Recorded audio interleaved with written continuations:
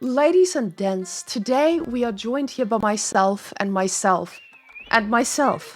we are looking at Anotand and LucifroN7. Almost put their names together all in one beautiful man when you smack these two together.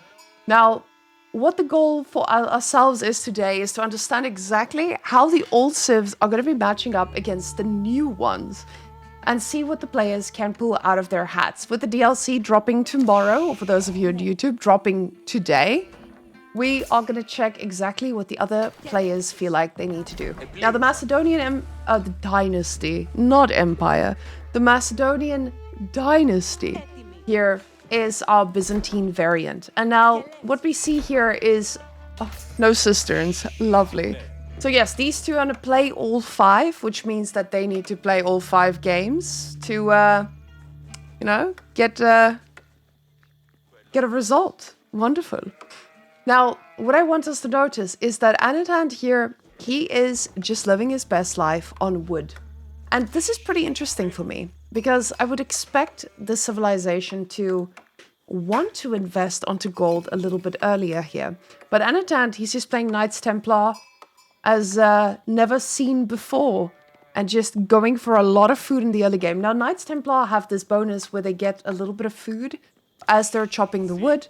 So these boys just chopping away does not feel too bad. All of these villagers, though, they look like they are out on a mission, and the mission is going to be, I see why we went for the wood, but it seems like this mission is going to be the boar. And honestly, it's a pretty spicy move here. The sheep only making their way back now, but 8 villagers now going out in the boar. He pulls the boar a little bit closer. Anotand really going to try to capitalize on every bit of this. The scout takes the first few hits from the boar as the boar turns around and starts attacking Steve instead. Now Steve goes down, and Anotand's villager pays the price. Hello, everyone. Now, LucifroN is already aging up, and this is the problem when you go for something a little bit greedier like this type of play, because now we have villagers out here on the map that are boring around. This TC is going to be able to get the age up pretty quickly as well, but you have to consider that you are up against a civilization that has now definitely made it clear that they like going for the hippodrome. So the Grand Winery, it's still pretty good, right? It's a landmark that you get faster food. So it's basically like a mini arcane chapel, but only for the food, as the farming around it will transition. Aside from that, you could also use it on your berries, and you still get that extra 30%. But the Imperial Hippodrome is so valuable in this context, because with the Imperial Hippodrome, you have the ability to get 3 free units pretty early on, and nobody would say no to that. That villager died for those ribs, he did. But the best part is, he didn't even die for a lot of ribs. He died for a handful. Because these villagers now, we can see only 2 villagers on food here, but this is going to be more than enough to sustain him. Because if they chop wood, they also get food. So this boar is going to be an amazing source of food, and the hippodrome is not going to be able to do anything about it too quickly. We have to think about the hippodrome itself. It doesn't spawn a unit that fast. It's 42 seconds that the free scout is going to be popping out from. And this free scout, it's a little bit heavy-handed. It does do the job. But let's quickly go see. He goes for the Varangian Arsenal here, and instantly going for the ability to get upgrades, but it also allows you to generate more silver. Because with the Varangian Arsenal, you have a landmark here that it thrives off just generating silver onto the mining camps. And I think with, let's double check, the moment this thing is done, we should see the influence. But this should also include, I don't know if it's going to include it, but it might include the stone outcropping as well in due time. But for now, we're going to be seeing some silver. And with all of that silver, he can start making units. But he's making a horseman first, and the spicy scout is going to make his way out on the map. Now, a pilgrim already taking flight means that this is going to be a very important thing to get shut down. The problem with the Hippodrome Scout is one of them is not going to do the trick. And we do see the spears. They are in the position to defend this. Now, this is not a juicy trade like we usually see, this is a little bit of a more conservative trade that we can check out here. Now, with the barracks just continually producing, it means that LucifroN is going to be able to utilize his hippodrome, but not to the advantage that he wants to. Like, of course, with these horses, you want to make sure that something happens. And right now, he just doesn't have the ability to do so. He wants to shut down the pilgrims. He would ideally want to be able to shut down the boar as well, but he's fully focused on the front lines here. And the front lines here, it's telling him there's a lot of spears. One horse earing away though. And this means that the spearmen are going to need to decide where they want to protect. But always, you want to make sure that your resources are protected. So even if this horse does go on out, and yes, in the fog of war, he sees the dead boar and he realizes, hey, I need to do something about this. But he's going to be met with a wall, which was probably the best move the man could make. Now, one of the horsemen taking a few hits here, and with the archer composition now following through, LucifroN is not building spears himself, he's going for archers too, so the Whamenqt is going to make this a little bit nicer to have. Now, the Whamenqt, I wanted to read about them. It has the ability to pierce enemy armor for reduced movement speed. This is something that I am excited to see in action. Because as we can see here, they ignore 2 armor, but move 50% slower for 10 seconds. I've tried this out in a one-on-one setup, and it definitely makes a massive difference in these straight-up fights. The Pilgrim now going onto a different side, but Anotand decided to re-rally this man, but he will pay the price as LucifroN is already on the side trying to shut it down. Now, LucifroN is asking himself, where can I attack? Where can this land for me to actually do damage? And the answer is going to be on the boar, of course, because when you are on the boar, your villagers are usually quite exposed. So these guys are going to be able to run around, be mobile, and actually shut down whatever they can on the map. The problem is just, if LucifroN loses those archers, he's definitely going to struggle to keep this going. But we do see the horses diving in a little bit deeper, but I want you guys to notice there's a hippodrome horseman in here as well. Now, what makes the Hippodrome Horseman a little different is, firstly, HP. It's got almost double the HP. And let's quickly see what these guys are doing. And running into the archers themselves, we already see a few of these units going down. Now, the Hippodrome Horseman can also heal himself. So these pilgrims do get shut down, but a few of the archers got picked off as well. The investment into the pilgrimage has not been that deep, so it definitely doesn't make it too much of a loss. And Anotand getting all of this boar is pretty massive, because with this civilization, you just need a little bit of time to get going. But a lot of people are enjoying the Macedonian dynasty a lot, because with the Macedonian dynasty, your units are initially free, from here at least, and the unit numbers that you can produce is absolutely wild. Now, keep in mind, both of these players did not have early access to the DLC. They only got it, they had early access, but not early access. So both of these players haven't played these civilizations as much. And with LucifroN's position, you would have expected to see him going for the Whamenqt war camp at least. Because with the Whamenqt war camp, it's basically a house, it costs the same as a house, and it's going to give you free units over time. As he takes these little fights, he is going to get more and more units from this. And this is usually where the difference comes in. But it looks like LucifroN is looking to make a connection, and he wants to ensure that the ranged armor units are the ones that get the bonus. The problem is, with Anotand's number of units here, it doesn't look like this is going to be too easy. You see the Whamenqt just trying to target fire these spears, but the horsemen are taking quite a bit of damage here. They feel like they are ready for it, though.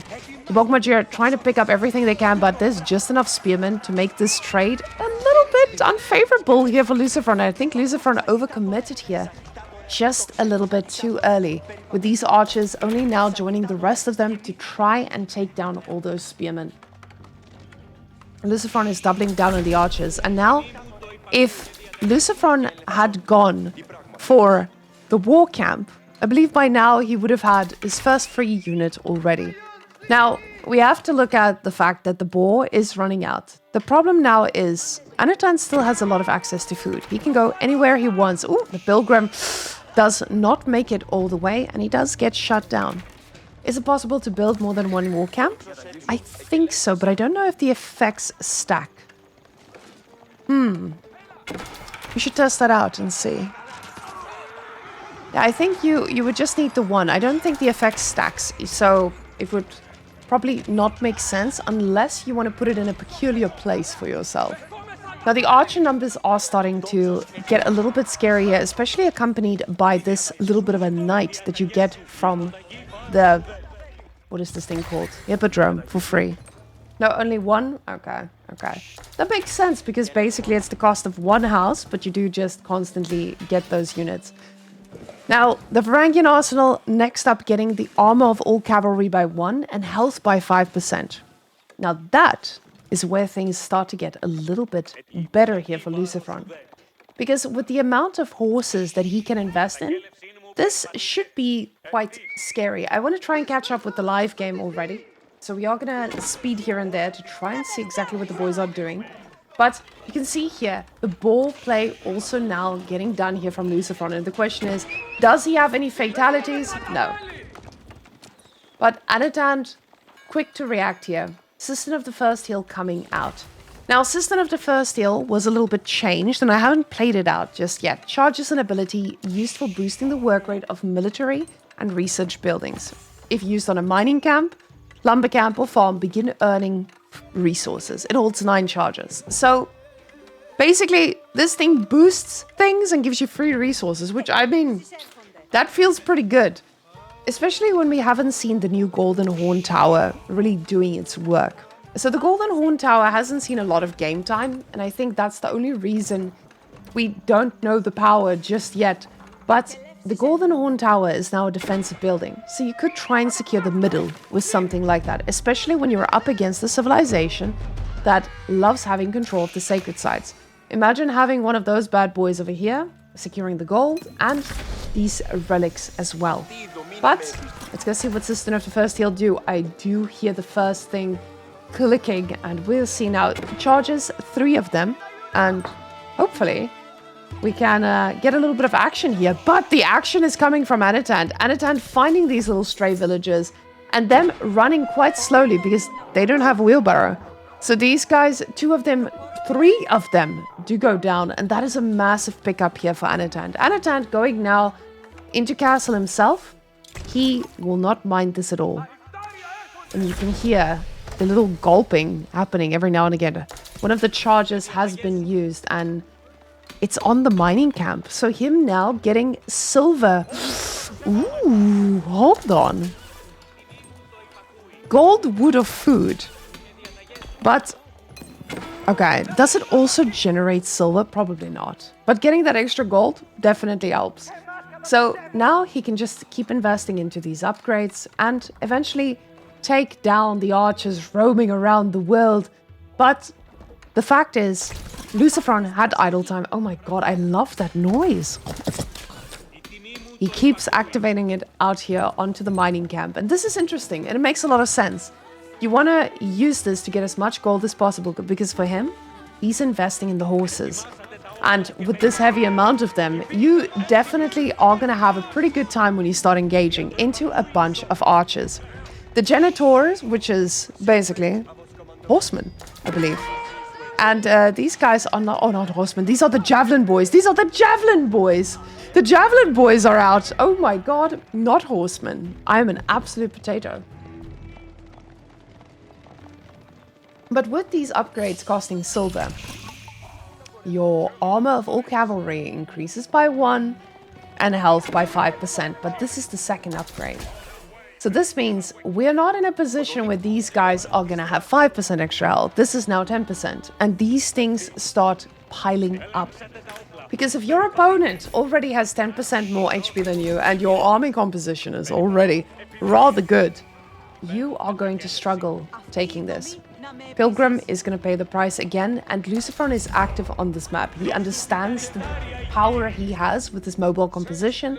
Anotand also recognizes this and tries to do a little bit of damage himself. That's 4 more Janitors you'd see in any other KTM. See, I'm a little bit surprised to see them as well, because I know that people have been saying they're not that great. But maybe we're going to breathe some new life into them this patch. Very big maybe.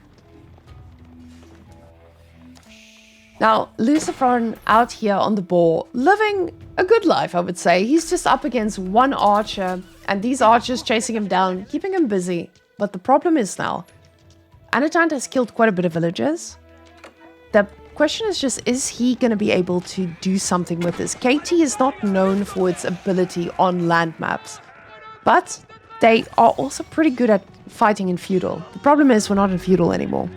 So now we have spicy horses coming from the one side, villagers walking very far out, but our extra chunky scout is taking a lot of damage here. And look at that, Templar Brother now kind of matching up against the Rodari with their extra HP. Definitely helps. Now we do see 3 Templar Brothers here, but they are a little bit more expensive than the Rodari. So you would definitely want to have Rodari on your side if you're going to go in the masses. Also, cost not too different, but the extra gold can get very, very expensive. It can get expensive for most civilizations, but especially for Anotand now that his pilgrims have gotten shut down. Now, we do see him out going onto the boar. Now, what's very interesting for me is the fact that he hasn't gotten survival techniques. He's been out here on the wild meat for a while, and how do you stop? Still activating it on these. You can see with the farm as well, he activates it here to keep that bonus pumping too. Absolutely love this. This could be such a powerful tool to have.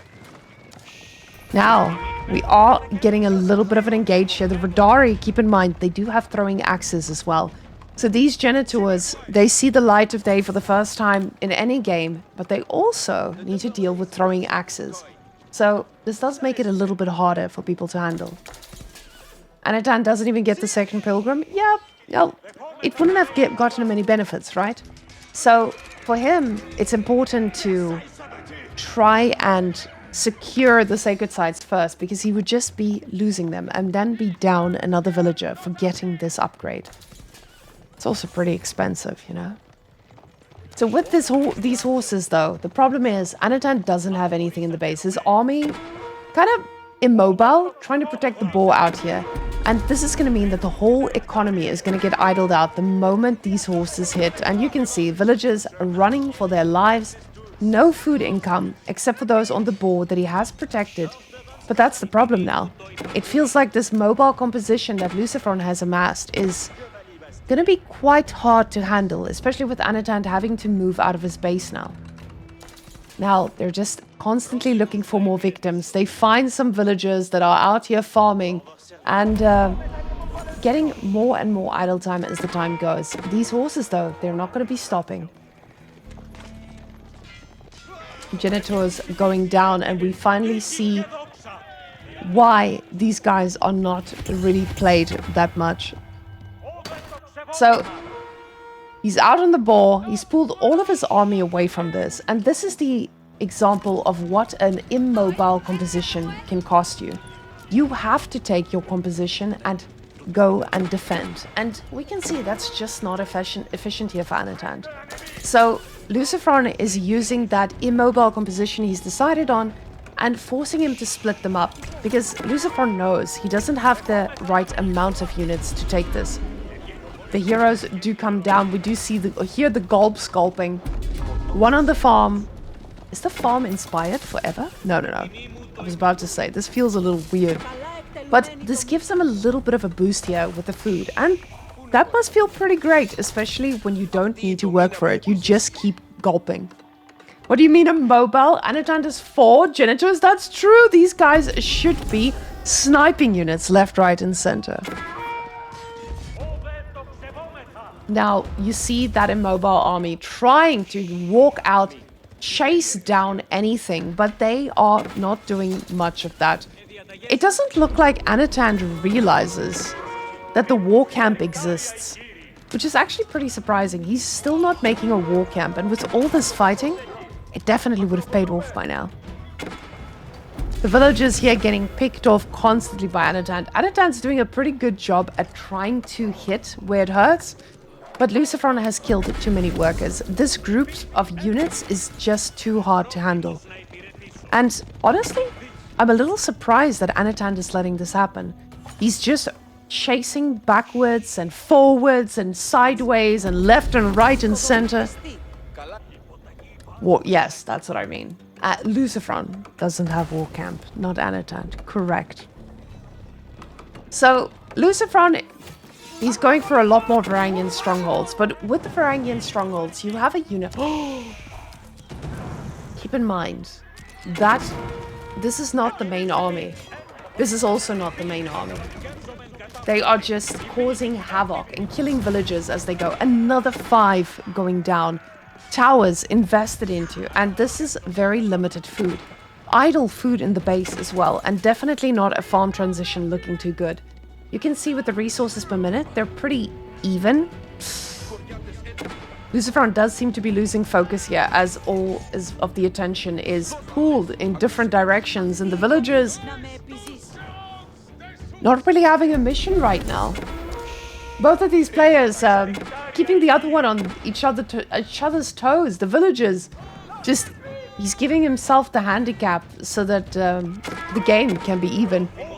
Radari now going right through the crossbows, and they will be going down. Villagers still idle. And honestly, this is something that's very interesting to me, because I think with what a lot of us see when we watch these top players, we're like, oh my god, they're so good, we'd never be able to beat them. And yes, that's true. But they also make mistakes. Look at this TC, constantly rallied forward. And that just means that these villagers are going to die again and again and again, just because Anotand is putting a little bit of pressure down. But at the same time, LucifroN is trying to force those mistakes too. Killing a few of these crossbows now, it's definitely going to help. But the problem is, LucifroN is losing quite a lot here. He's got the idle time, he hasn't made villagers for a while, still rallied forwards, so these guys are going to be paying the price quite a lot. He also hasn't gotten the defensive arrow slits for his... Wait. Anotand, what are these guys doing here? Anotand. What are these guys doing here? Oh, good god. Anotand's feeling confident. He's gonna build a keep. He's gonna build a keep. The man is building a keep. He's fighting a horse first, but then building a keep, getting it onto the sacred site. And finally, he will have control of this. And he will get that extra bit of gold from the pilgrims, because the second pilgrim will start spawning now. He's on his second TC, trying to claw back into the villager count, but LucifroN, he's lost a lot himself. LucifroN losing a little bit of that focus. It shows you that even though he's such an aggressive player, that is, it's still possible for someone that good to make such mistakes. Now, you can see the investment onto the food here. Getting all of these outposts reinforced tells you he needs this. And even though the boar is just running out, that the deer that's still left here, he wants this to stay alive and he cannot keep losing villagers. Now, LucifroN doing a little bit of a composition switch here. I say composition switch, but with Macedonian, you invest pretty heavily into one unit. And that's exactly what he's done here. We can see that he's already got +4 damage on the cavalry, which means that these horses are so invaluable. LucifroN, we need to move these guys. We need to move that TC to rally elsewhere. Otherwise, you're going to be stuck here on this amount of villagers non-stop. He notices and re-rallies the TC. So, back onto the wood, he says.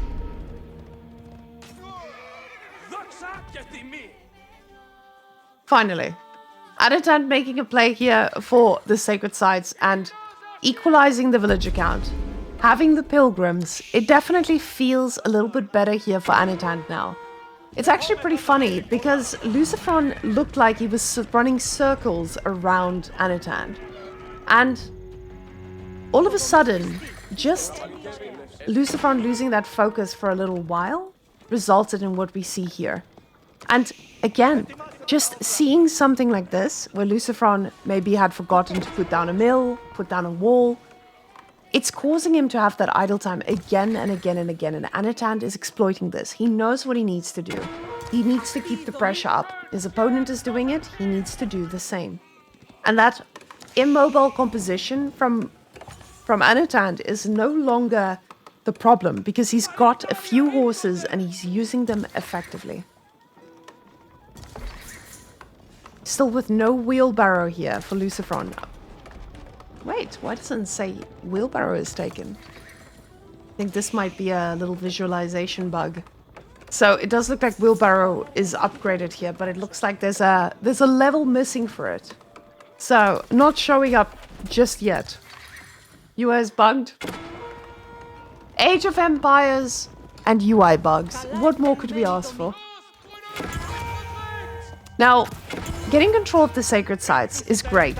It usually doesn't feel like you are causing a win condition, but if your opponent doesn't shut it down, very quickly this can become a real threat. Now, I don't think the threat is here just yet, but it's slowly getting there, and LucifroN is trying not to let that become a problem.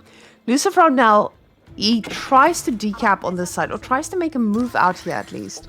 The problem is, there's a keep, there's a fortress, and now the next building up here is another tower. And all of a sudden, you've lost access to gold. You've lost access to a lot of resources here. And Anotand is actually the one in a pretty good position, but we've got 3 of these guys already in position, so they are going to be able to target fire back. And the horses, with their +5 attack now, is absolutely obliterating a bunch of villagers. Problem is, that's a second TC, and those villagers are going to need to be doing a lot of work. Now, LucifroN respects the fact that the army of Anotand is going to be a little bit bigger for this, so pulls back these siege units as he doesn't have access to a lot of gold anyway for too much longer. So there's a gold here. This thing will run out eventually. Oh my goodness. And see, Anotand showing us exactly what you need to do to get control back of the game. The Janitors just tickling the villagers as they are running away in fear. And just like this, it looks like Anotand is trying to equalize the count. He takes down the pilgrims, but the problem with the pilgrims is they will just respawn. So those guys, he may have shut down 1 delivery, but there's a lot more coming. The boar running out here from Anotand means that he's going to need to think about other food. And this is what LucifroN has been able to shut down quite a bit now. Now, the farms here being idle for LucifroN 2, it tells Anotand that he's doing the right thing. So now with that fortress out here, this is where you're most likely going to see your food transition. Because, of course, you need to be quite a bit more careful in this scenario. And I realize where LucifroN is getting a bit of his gold from.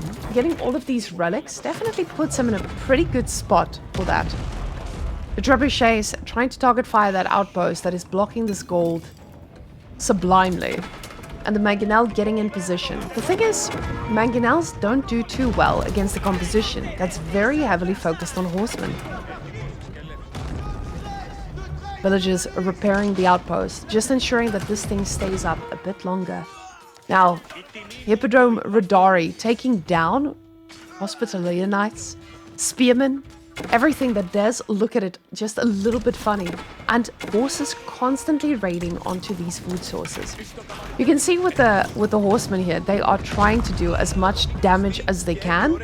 But now the question is just going to become, can LucifroN keep the damage going and actually outlast Anotand? Because again, the food composition or the food income from both these players is not looking great.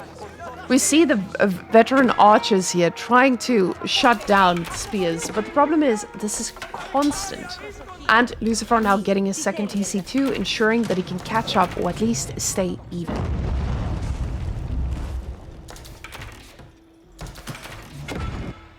Now, what we talked about a little bit earlier, we saw the sacred site timing. And the sacred site timing, like I said, it doesn't feel like a threatening point for anyone, but it definitely puts you in a spot where you're like, oh, that's 5 minutes now, all of a sudden. And I see someone asking, what is play all 5? PA5, it means they have to play all 5 games. So we can see how these end up. Now, with LucifroN here, he's still trying to do the raiding. And both of these guys killing quite a bit of villagers. And that's what I love to see about these maps. This is a pretty new map, I would say, for us to watch. So a lot of these players just don't have the experience with it. Especially with these open sides that you're going to be facing against. Now, we can see still constant raids coming through. And the villagers now fighting themselves. Honestly, I'm very surprised that LucifroN hasn't invested into getting himself a wall. Just a little wall over here. Just a little wall. Maybe out here to ensure that your opponent can't just keep on sending those units in. But Anotand is doing an amazing job at keeping that pressure up. Now the problem is, with these 3 trebuchets, he's going to do the slow push forward. And these fortresses, they are pretty expensive to keep up, because as we can see, Anotand does not have the stone for this. There's still a full stone here at the back, and one quite far forward, but he doesn't have an answer to actually kill this army right now. And LucifroN looked like he was in the lead at the start. It looked like he lost control, but at the same time, now it looks like he's in charge yet again. The sacred side will be decapped pretty soon, and Anotand's win condition does go down. The thing is, Anotand asked himself, what do I need to do to keep this pressure going? And he's gonna do exactly what he's been doing this whole time. He's just gonna keep on raiding. He sees this works. He cannot take a straight up fight just now. So he's gonna keep the raiding happening. And LucifroN recognizes this. Instead of just building a wall, he decides, I'm going to pull the villagers into a whole different direction and keep them with the army so that my units can be safe. Now, the wall is finally coming up onto the back. Oh, disgusting. He's found out that there is the technology of walling, and these guys will live another day. The outpost being reinforced makes sure that this is a little bit safer for him too. But you can see LucifroN also still just trying to find more and more damage. With both of them being on 2TC, you have a situation where you just need to do double the eco damage to really impact it the way that it would be before. So both of these players just constantly keeping these raids going.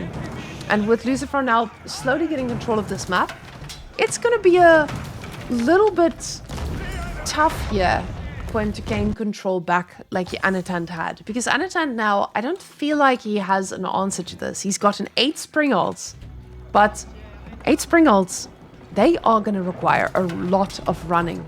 So with investing this much into basically spearmen here for the Macedonian dynasty, it does look like a pretty good answer here to what he has been seeing from Anotand, but those spring ults are going to make them a little bit harder to handle. The problem is just LucifroN is going for mangonels, and mangonels, they don't mind a good spring ult fight.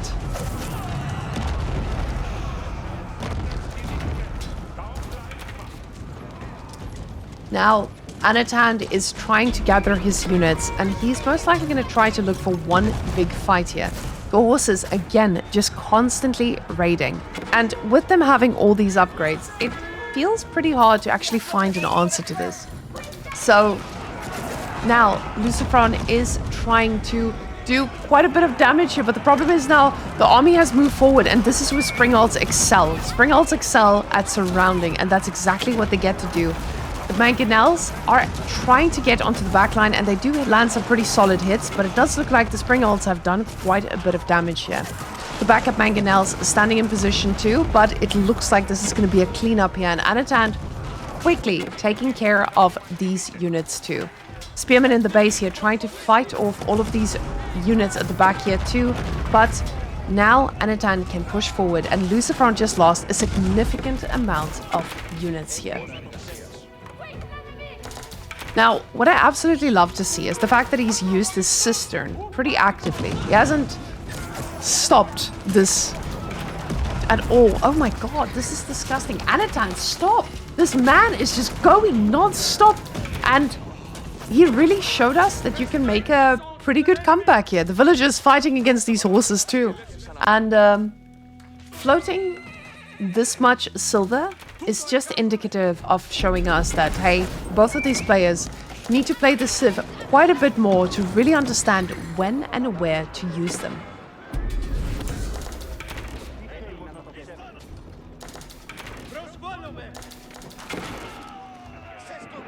So sharpening stones coming out here increases the ranged armor of all arrows and bolts by +1. Now I want you guys to notice how expensive this was. Both of these upgrades being really, really expensive. This just means that as the upgrades go, you do get the extra ones. But look at that, 2,200 for the next one. Silver is going to be taking a while to get there. Now, LucifroN running around trying to kill a few villagers here. Again, just trying to make sure that his 2TC is a bit more effective. And at the moment, it is. It definitely is. The magical invention of a wall has helped them quite a bit here. And these towers also supported in ensuring that these raids get shut down. Now, Anotand needs to keep the pressure going and try to kill a bunch more villagers to make sure that this works. Now, with the horses he's got here at the back, he's trying to stop this. But look at the average horseman here from Anotand versus the one from Macedonian Dynasty. With all that extra HP and all those upgrades, especially in Castle Age, it doesn't feel that bad. Now, just constant pressure from every single angle. And as these horses are running around trying to do the work they can, we do see that LucifroN is expanding into the stealth forest. Stealth forest no more. He's getting rid of it. He says, I just need normal forest and I need to actually try to understand what might be happening here. Now, Horseman again making his way in, but this is just constantly from both sides. We can see there's a lot of dead villagers that have gone down in this game. And it just shows you that these guys, they know what to do in theory, but actually executing it with these civilizations does feel a little bit harder here. Anotand now, I feel like the ball is in his court. He's the one playing KT against a civilization that has insane upgrades in the late game. And is he going to be able to close it out before LucifroN just completely shuts down this economy with these constant pushes? The last fight looked pretty good for him, but LucifroN is doubling down on the archers. And honestly, with Anotand's composition here, LucifroN is probably just countering himself.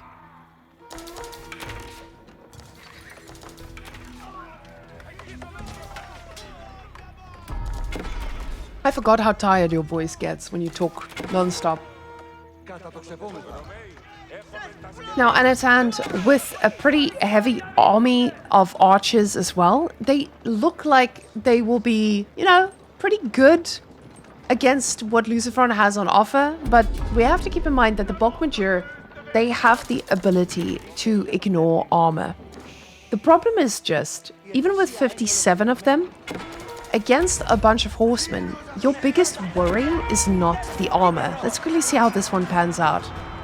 You can see the archers a little bit out of position here, but they do take quite a few shots. The mangonels try to get hit as well, but this fight did not look like it was going to go the way for LucifroN. And we get another upgrade here. Increase the ranged damage of all arrow bolts by +1. Now, these archers are going to be +4 already in castle. I say castle, but Palatine School is coming out. And this, it makes sense because LucifroN is now at 200 supply. The problem is he's not going to be able to replenish any of this.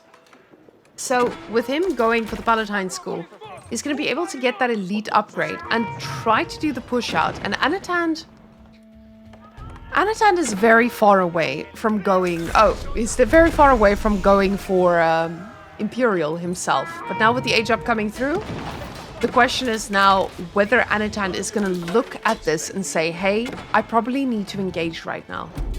He's still constantly raiding, shutting down the villagers. Beautiful play here by Anotand. He realizes I need to do something. But look at those archers. They are breaking everything in half here. And they very soon are going to be of the elite variety. Both of these guys just constantly in each other's bases, in each other's faces, trying to shut down this economy. Kingdom of Poland coming through, and honestly, I'm a little bit surprised at how fast he got there. But ensuring that he keeps his opponent busy, that's probably the biggest answer to survival here. Now, the thing is, when LucifroN now gets his upgrades, this is going to be great. But we have to keep in mind, he doesn't have a university. University upgrades, you basically are in a position where your university are these, where you get very, very expensive upgrades. And he's got the silver to get another upgrade as well. So it is going to be okay.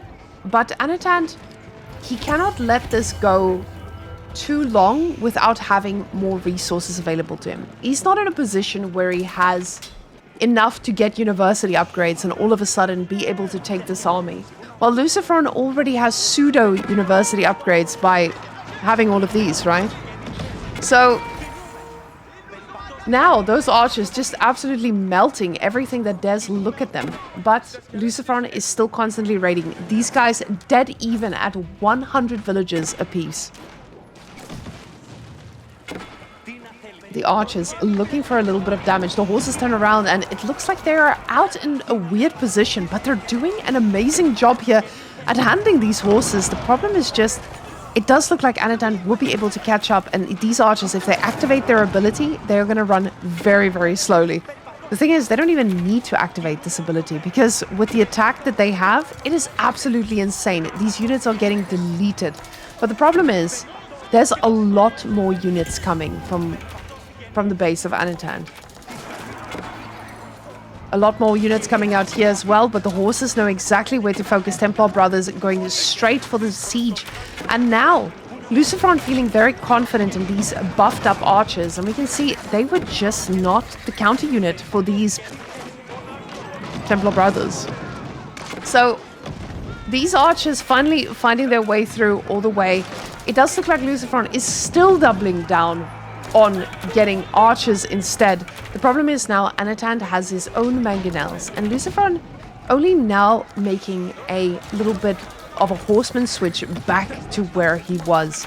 With these horsemen, he got quite a few upgrades on them already, and they probably have their place as the game is going longer and longer. But right now, he needs to find an answer to actually kill what Anotand has. Both of these guys spending every bit of resource they have to try and contest the other. Amazing work here by LucifroN, trying to shut down the economy from the back, like both of them are doing. You can see even villagers out here trying to get into a very optimal position to keep idling out this economy. Now, those archers, they did quite a bit of damage. We have 131 villager deaths here, and that is absolutely freaking disgusting. Oh, God.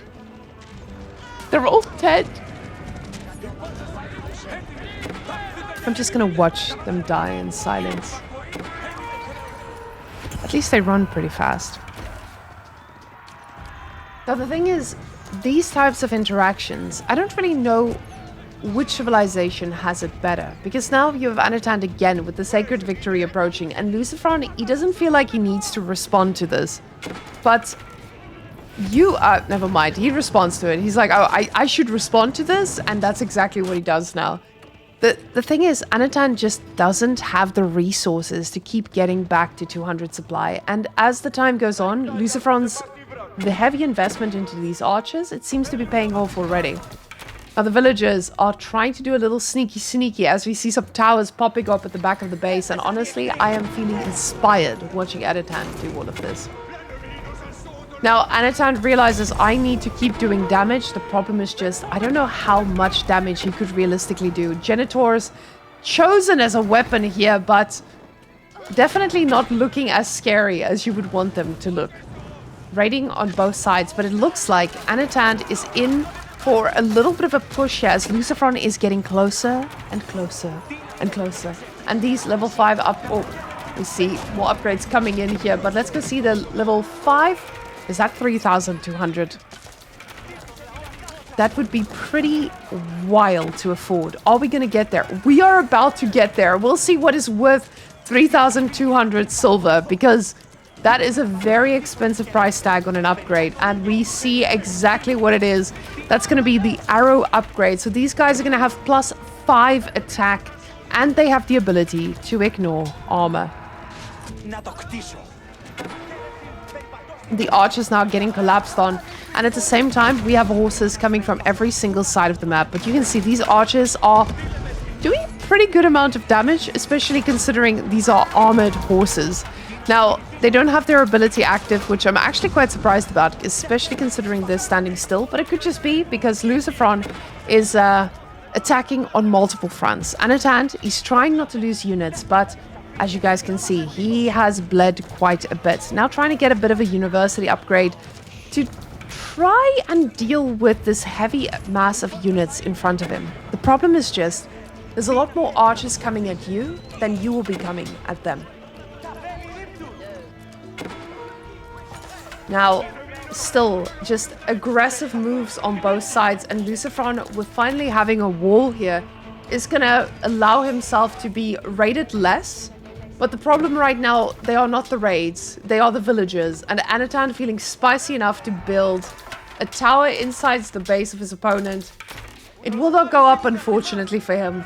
But now there's a big problem in his base, and that big problem is a bunch of archers that are just not taking any damage.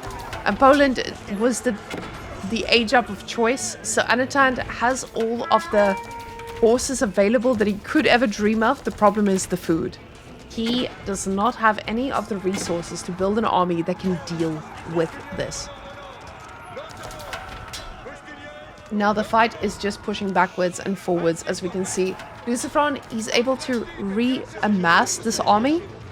Anotand, though, he needs to find a way to get to 200 supply and take a good engagement for himself. And it looks like he's going to focus on getting this on the archers. So with the archers here, the archers, I'm just going to switch to the other side. So with these archers, they now are going to have the ability to shoot fire arrows, right? So that's pretty good, especially them getting a bit of extra range here. It's going to make this a little bit of a destruction. Anotand, he knows I cannot keep throwing away my units. I need to win one big fight here. And now, all of a sudden, the horsemen making their way out again, trying to find a little bit of damage. Anotand constantly raiding, but he knows he needs to be careful. He needs to take one big fight in the base and make sure that he saves as many units as he can. LucifroN is just not able to find a finishing blow. Now finally going for the chiropractors to try and break the back of his opponent and get through the rest of the base too. Now the Palatine School, honestly, I would love to see what these elite cataphracts can do. But it doesn't look like we're going to be getting any of the Palatine School action, unfortunately. Because the silver is only being used for the cavalry. Now, some of these raids are getting shut down, and LucifroN, losing a significant portion of his army, is going to struggle to remake this. He does have some resources in the bank, but the problem is the composition from Anotand now is a lot more optimal than what LucifroN can make. He has not invested into getting the upgrades for his melee units, and now horses are going to be the answer. But 53 extra HP is great and all. The problem is just, it feels like Anotand is going to have the opportunity to switch here. He's finally back in control when it comes to getting all of these pilgrims out, and with the university upgrades on his side, he's reached the timing that is actually going to be quite good for him. Now, I do know that there's a UI bug here. LucifroN does have a wheelbarrow, so even though it looks like he doesn't, the man, he knows the importance of the upgrade. So now, with this type of push that he's going to be able to do, he needs to find a way to get on top of these archers, but sending your horses one by one is not going to be the way to do that, and that's the problem here. Now LucifroN needs to focus and do exactly what Anotand did earlier. He needs to find a way to hold back and push when the unit composition is right. And honestly, I feel like we could have called this game like 4 or 5 times already. But both of these players are not really ready to give it up. We are 49 minutes in game a game that has... Honestly, I would not have said it has... It's a map that I would see these long games on, but apparently that's exactly what this map holds. It just has long games waiting for all of us. And now, sacred sites are capped yet again. And Anotand, as we can see, he's got the gold income with these pilgrims. But for how long? LucifroN needs to ask himself, how long am I gonna allow this? So, who's winning? Yes. Yes. The scriptee agrees. Yes. That's who's winning. Yes.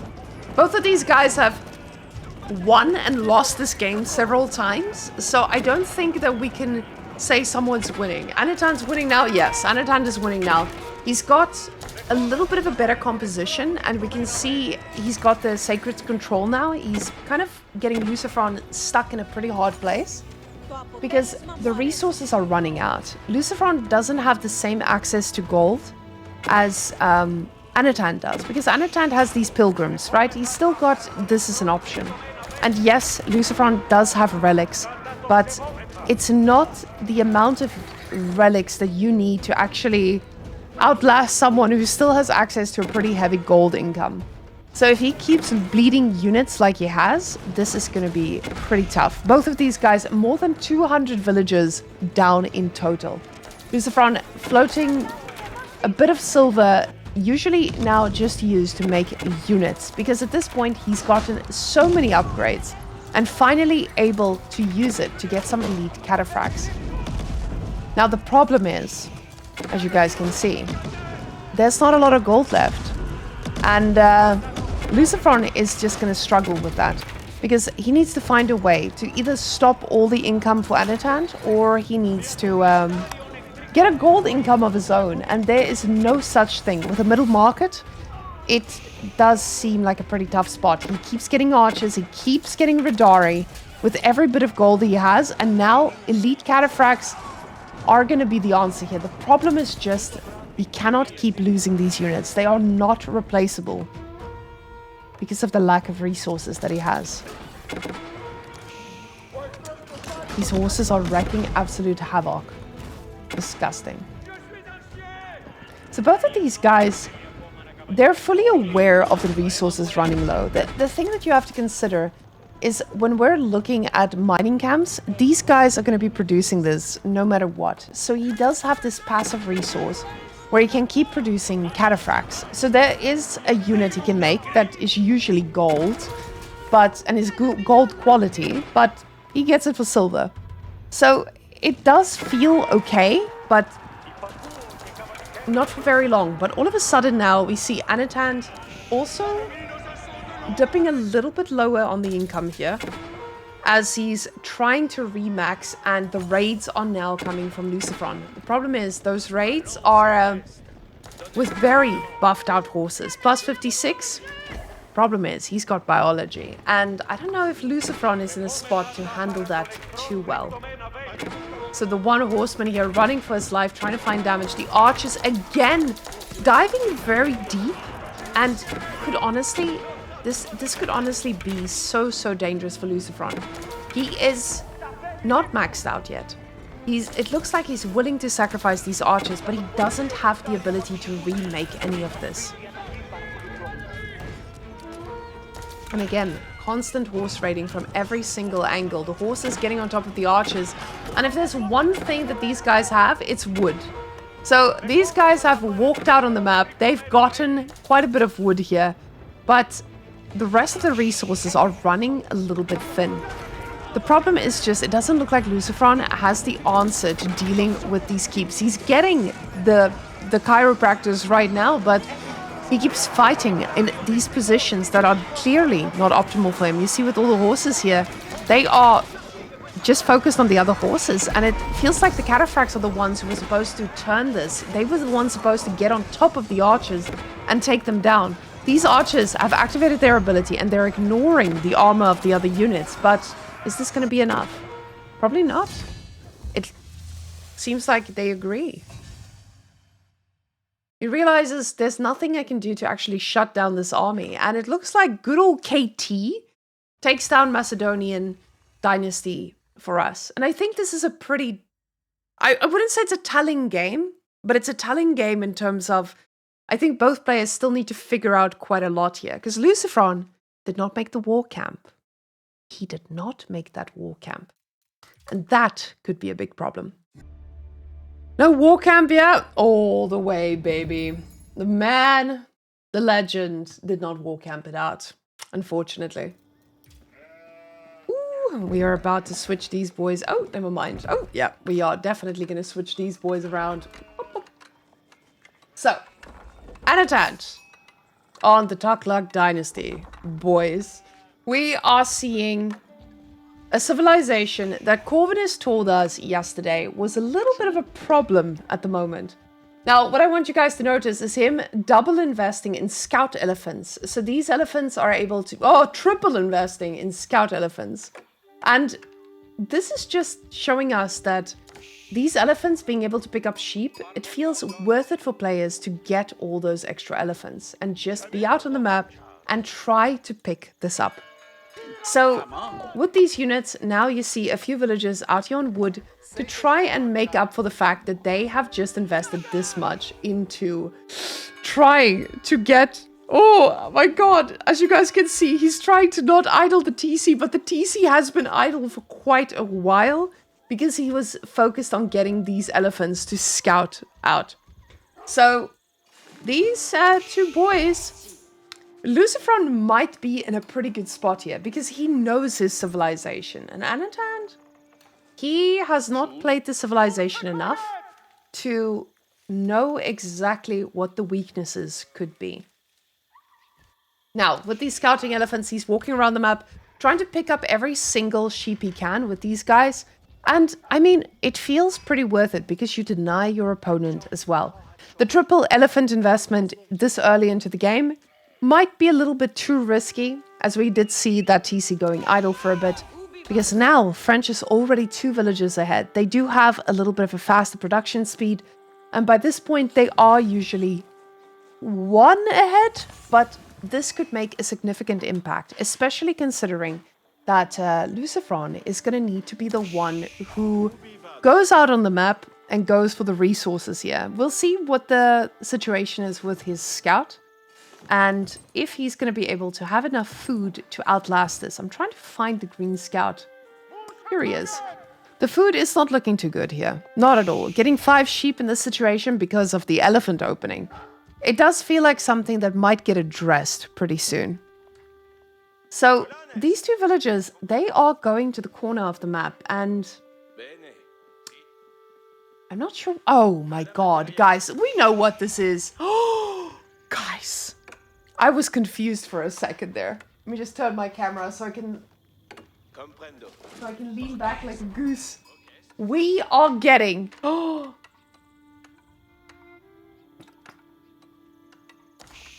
We're finally getting the cock out. Guys, I apologize. I did not expect LucifroN to pull the cock out on live television like this, especially against the Delephants. But... he knows the value of the cock, and the cock has been placed. Ladies and gentlemen, with corner markets on Dry Arabia, the cock seems to be the right move here. Aggro Lucy going cock, right? LucifroN is the guy you expect to go for 600 knights, overwhelm you, make sure that those healer elephants don't see the light of day. But no. LucifroN, he's doing exactly the opposite of what a LucifroN would do, and he's just going for the cock. So for those of you wondering why I'm saying the word cock the whole time, genitalia, it's because the Chamber of Commerce is not that. It is the Chamber of Commerce, the COC, that is the trading landmark. And the trading landmark spawns free traders for each economic upgrade that we see here. This is why forestry gets upgraded. Forestry is not an upgrade that we get out of anyone with a reasonable mind. And apparently we've got villages in the middle of the map as well, which just means that Anotand, he is going to need to deny quite a bit of food here. But LucifroN's play here, by going for the Chamber of Commerce, the trade's going to be great. The question is just, is Anotand going to allow it for long enough? Now, what we need to keep in mind here is that Anotand is going for a lot of stone in the early game, which means that he's quickly going to make a Tuklukbat fort right after he ages up. Now, the Tuklukbat fort,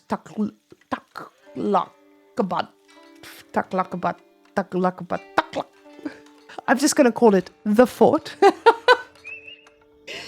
The fort makes for spicy plays because a reasonable man would put the fort on resources, try to utilize it correctly. But Anotand, he could be a non-reasonable man, and he could be deciding to put it in a much more aggressive way. Luckily, we see Anotand is a man with style, and the Tukluk Fort is going on the gold, which I think is a pretty safe move and probably the correct one. The problem is now just, with going for the fort, the question is, did he not already allow his opponent to capitalize on the fact that he is going to have all these traders, and free traders at that? As these upgrades are coming in, we're going to be seeing more and more traders come out. And keep in mind, these guys are going to be all free. The problem is, with him investing this much into the Tuklukbat fort, we can see he's already going for a fast castle. So Anotand is not utilizing the civilization like we usually see it.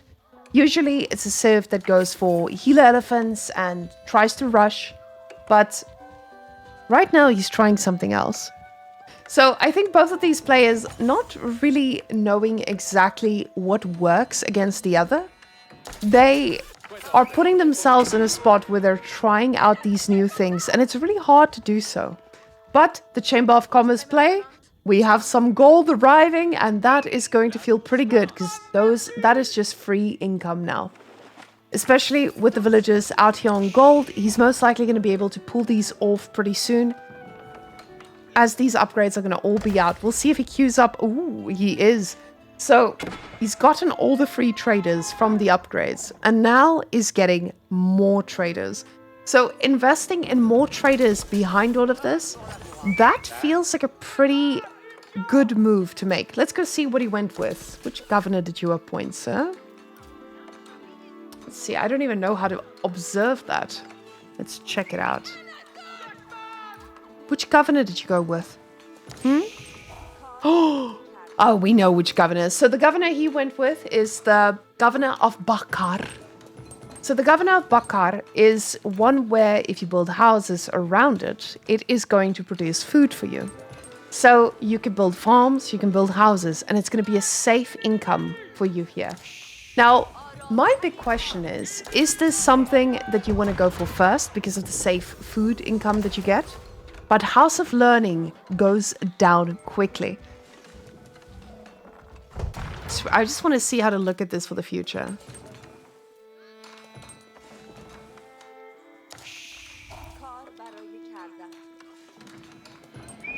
Nope, I have no idea. I have no idea how to see this. See, this is where our observer usually knows exactly what to do. So, with all of this, we see he stopped making traders. And I don't know if this is something just because he's running low on resources, or if this is because he is going to be reutilizing the gold elsewhere. Let's quickly see what it looks like over here. With the knights, he's just constantly making them, but it's getting to a point where LucifroN, he's playing this civ for a long time now. He knows what the limits are. But at the same time, it's not something that he's done a lot. He hasn't gone for the Chamber of Commerce often enough to know, hey, I need to constantly be making X or Y. Now, the knights are going to be a problem here, as we can see that they can take a pretty decent amount of TC fire, but the elephant keeping the villager alive and body blocking all of these knights, it does stop the age up, and one of these villagers will go down. Villagers now struggling to stay alive. Another villager going to be paying the price, and it doesn't look like this one single healing elephant is going to be the answer. to the Knight Troubles. It looks like the age up will go through, and Chivalry will be coming next. With Chivalry, we know what that means. He's going to get another free trader. Thank you, Lewis. So, guys, we can see which governor was appointed here by the button at the bottom. Thank goodness we are not blind anymore. So, LucifroN going for a little bit of a cockplay, and I love that. I absolutely love to see this and utilizing that economy. But my question stands, if we were seeing a little bit more from Anotand here in terms of aggression, would this mean that LucifroN would not get away with that? So now with the single or the secondary healer elephant coming out, it looks like these knights are not going to be able to find the damage they seek. And what I really want to see here is if these worker elephants are going to be the answer to blocking some of the knights as well. Now, we do have the villagers out here on the deer, and they've been here for a while. But now that the healing elephants are out, and now that we're getting lances of Anotand's own, we will most likely be getting a lot more action that we've been seeing even from the previous one.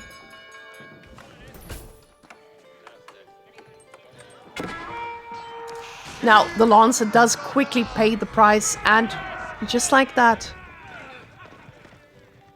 destruction. Again. The problem is, double stable coming now. Looking like the elephants will be seeing the light of day, but going up against the Royal Institute with a man who's been trading for a while, it feels like this aggressive play might just be punished pretty soon. LucifroN now finally hitting castle. This is going to mean that his knights are most likely going to be able to do something against all of these healer elephants. The war elephant gets chosen, so not our raider elephants, which makes a lot of sense. These guys are basically a horseman, and they are quite squishy. So these elephants, war elephants, is gonna mean that these guys are gonna be able to take a pretty good fight. And he does have the upgrade to get the elephants to move faster already. So, what I would like to see is this man gonna be able to take a good fight against knights? The problem is, you're gonna need a lot of elephants to actually take them on, and now finally getting some farms here as well. Love this, because now this Tucklebutt fort is going to be worth so much more. Delivery. And he's already switched out the trades, and this is the beautiful part of the French trade. You don't need to invest in just one resource. If you want to be mining gold, you can mine gold, but half of your traders, they could just be trading in food. And this puts LucifroN in such a good spot, because when all of these deer do run out, he's going to be perfectly fine. His opponent is stuck in his base. He doesn't have an answer to what's about to arrive, and the villagers popping out from the one side back into the other, and the Tucklebutt fort is going to be able to fire on out. The problem is just he doesn't have anything to kill these knights. So these knights, and with a massive worker advantage, it just doesn't look like Anotand has figured out how to play this Civ the way we've been seeing it from the other pro players. Villagers trying to do a little bit of a fighting back, but the elephants are fighting their heart out too. The problem is they're pretty chunky, and the knights are not letting up. The knights going all the way in. Villagers falling like flies. 16 total dead villagers, and more knights will be running in, claiming their victims. The healing elephants trying to perform miracles, and while they're really good at that, it might be a little bit just too tough. Anotand now trying to do damage against the trade too, as he now spots it. He's gonna know in this moment that he is pretty cooked, because when you are at 28 villagers at 14 minutes, you usually know what is happening to you. So, with the blacksmith also out here, this is the great part for LucifroN. He's got the gold. He can just keep getting upgrades. He can keep diving. And it looks like that's exactly what he's doing. Even if he loses these knights, because of the trade he has, he's going to be able to replace them. And every villager that goes down is something that Anotand cannot replace. 25 out of 26 villagers now idle. And the other guy is technically also idle. He's just running towards an idea, an illusion of safety. Now, Anotand has had enough, and these two guys are discovering what these new civilizations can and cannot do. So French prevails, but I would not read too much into it because I feel like Anotand did not really go for a standard play when it comes to the Taklak dynasty in general. So we have the two civs now that, because they started a little bit earlier, we're going to go towards the replays to see how the others played out. But these are live. This is the last round. At this round, we asked the players to choose whatever they wanted. So whatever they wanted means you can play any new civ, any old civ, and show us what you go with. Now, Anotand saved his last one for the Sengoku Daimo. And what I really like about this is he's already going for a different build from the others. Now, I don't know if this is the correct build. I highly doubt this is the correct build. Because as we can see, he's not going to have enough food. This guy is not going to have enough food to get the villagers that he needs. So, this might be a very, very risky play. We saw his... Oh, never mind. Never mind. He just got it in time. We saw this in the previous game as well. He had the idle TC for quite a bit because he didn't really know what the limits are. But it looks like he's learned from his mistakes and he's going to make sure that he has enough food to get that next villager out. Now, LucifroN going for your pretty standard Malian build here. And I say standard, but standard a little bit different as we're going to get that 7th house out as well for just that extra bit of gold trickle. So, yes. Pretty, yeah? Oh, yeah, of course. Up here. Let me, actually, give me a second. I just need to move it. Are you? Okay, Alex. There we go. You're here. You want to tell us about this situation, eh? What do we got going on? We got going on a... Oh, you have a microphone in your face, but it's fine. It's closer to your face. Yeah. Okay, cool. What is? It's a beautiful game, right? Look at that. Yeah. It's the edge of the map. What's the score so far? So basically, this one is 1-1. Okay, let me just turn That's it. okay. No. I want to take it off. Otherwise, I'm going to yell. You know how it is. Yeah. Okay. It's 1-1. It's 1-1. Technically, the other two are already played, but I was a little late because I was busy. Mm-hmm. And here we are with the final game, but technically the third game. Because they can't see the test server. They just have to go by my words. Okay. Yeah, that's the beautiful part of having a test server. Now, LucifroN went for the Malians. This is the final round where they get to decide what civ they want as their final pick.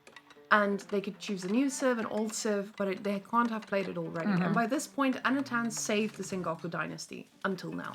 Wow. So he went for a little bit of a singular Yatai build. But the Yatai is getting quite a juicy amount of you went resources. single, not double? Yeah, he just went for the single. What's that left side thing? Oh, a little bit of a... Okay, he did go for the double. But that's pretty disgusting. With the double Yatai opening, do you think it's going to be a little bit busted in a while? I would probably go triple against Malian. Because they're greedy. Yeah, they're slow. So maybe triple. I've actually discussed it with my stream. Like I don't really know how many Yatai you go for, but I feel like you always want to go for at least 2. Now this is something we're gonna have to judge in the future. The Matsuri. I mean, with the positioning. Yeah, because Do you like it?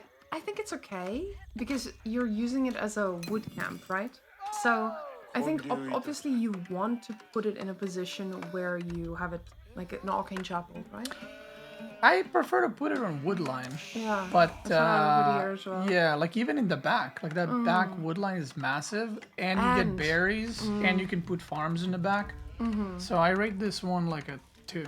A 2 out of 10. It's too exposed. It is too exposed, and we've seen a lot of players pay the price by just getting raided and then idling out the Matsuri, which is then going to be absolutely useless as time goes on. Yeah. This one's also not protected. Because what I've seen some players do, they just burn down the Matsuri. If you lose it, it's really bad. Like really, really, really bad. Because you invested like 20 minutes buffing it, if not more. So. Now, with LucifroN going for the stable, love that. It's the answer when you're dealing with someone being a greedy Yatai boost. But it looks like this Yatai needs to come back to base because, you know, Scout is already out for it. But there are some pretty safe spots to put in. And I think a lot of people haven't noticed that you can keep the first Yatai in the base, and it still gives you a buttload of resources based on how many sheep you got, of course. Yeah, I don't. So far, what I'm seeing from Anotand, like I have 6 games I think with Sengoku, but I think he is playing it wrong. Like you see deer immediately when the game starts, just go on deer. Yeah. Like there's no reason not to, and then yeah, you can put 1 Yatai on your food plus or sheep plus berries. But I also think this is one of the worst maps to play Sengoku because the thick yatais that you're gonna get in the corners are also very easy to kill, and the other deer packs on the map are 5, so you actually get really bad food per minute from yatai from them. Okay, makes sense. The thing is, I don't know, is Sengoku what you would regard as one of the strongest civilizations in the game in its current state? Will it get banned in its current state? No. Okay. No, I don't think so. I mean, I think all 4 are strong actually. Like I've had pretty much really good success with all 4 new civs, so I think they're all really strong. The 2-click Dynasty is the most disgusting one, for sure. Corbin has showed us, and it's disgusting. Yeah. I think that one might need a little bit of a tweak. That's gonna get in Okay. for sure. A little bit of one, yeah. For sure. Now, what we've been seeing from a lot of people, ooh, oh my god, the food trader going down. That is massive though, because that's not just. That's the buff. That's the buff. Yeah, that's the boy you need. That's the thing that makes your villagers work faster. So you didn't just kill your opponent's food that was arriving. You were killing his whole advantage. Yeah, that's why I don't like this map for Sengoku, I think. It's just, the Yatta is too far away. Like, where's he gonna place it? He has to send it back and just risk, right? But I don't like that. And now I like LucifroN's plan a lot more, because he's going into Sofa, and Anotand is going into Yari Cavalry. And basically they have bonus damage against other cavalry. Ooh, and Anotand is now going for Yumi as well. I honestly think if LucifroN scouts this, he should just double the stable and just go mass Sofa, because he should be able to absolutely demolish these. Because they're basically just horsemen, right? Yeah, it's not that big. Like, I thought you were going to be able to chase down other cavalry and stuff, but... So, seeing if he does... Oh, he doesn't even have the upgrade for them, or the Daimo estate for them. So, when you do get that extra bit of movement speed, does it not make it good? Like, if we But he went the archer one, though. Yeah. I mean, the extra movement speed is good, but... Yeah, he's going for the archer one, which I've seen a lot of players go for, just basically mass Yumi. So Anotand is like trying to play it like Japanese, basically, which is like budget samurai and then Yumi, but I don't know. It doesn't quite play out like that, I feel like, because it's 8 minutes and Malian is doing like a semi-cow boom and Anotand is stuck in his base. Like, that's not really where you want to be against Malian when you're making units. Like, imagine if he was doing 2TC, what would then? Yeah, then Malian would just be able to run away with the game. I feel like the longer this game goes, if LucifroN identifies like, oh, it's triple archer range, like, I wouldn't even make javelins, just make more sofas. And it looks like that's exactly what he sees now. He sees that there's a lot of more I just need to make, because he stopped producing these for a while. I was wondering what the plan is here. But now with getting the archer dino, what he gets with this is the attack speed, right? But that's it.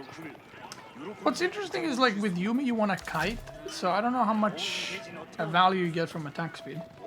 You know, like, attack speed is good for like immobile units, not for super fast units necessarily. I mean, you can stand, but you know what I mean? Especially if you're playing against mass cavalry, you're not going to stand there. You're going to have to kite a lot, so I like LucifroN's plan a lot more.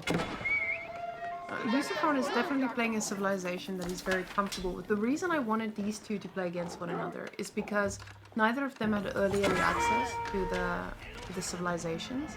So for them, both of these guys, they didn't get the same experience as everyone else. That's a lot of dead villagers that he just got from running around there. But now with the SOFA reinforcement, he's going to be able to pick a few off. The problem is these guys are going to be able to turn around and do the same. But no, he wants to take a fight instead. And it doesn't look like it's going too bad here for Anotand, but it's just because of that extra attack speed that he has. And SOFAs, they're still just feudal age SOFAs, right?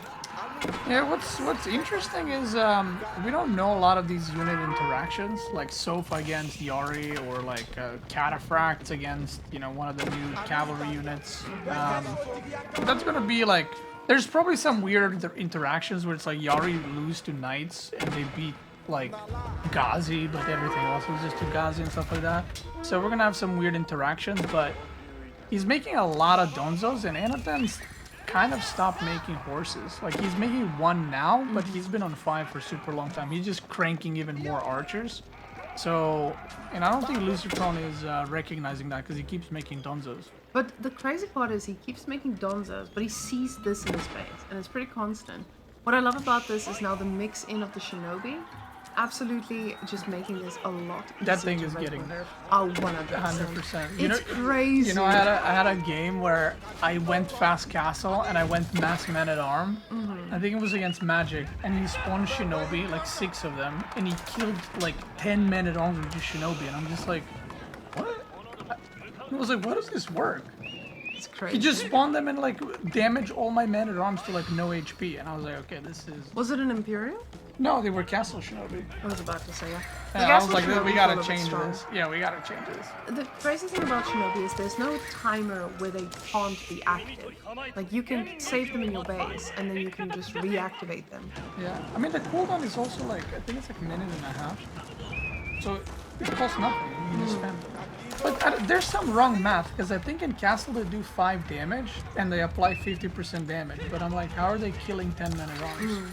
Like, the math doesn't math there, unless the 50% stacks somehow, I don't know. Now, we can see that LucifroN is trying to pick off these reinforcements and trying to pull the archers, just thin out the herd as they're coming closer. He's got the mobility with this for now, and knowing that his opponent doesn't have the right unit to make these boys a little faster, this is going to be a bit easier. But the Shinobis are here, and now they can instantly make these guys so much slower. And just like that, now Anotand is in a pretty happy spot.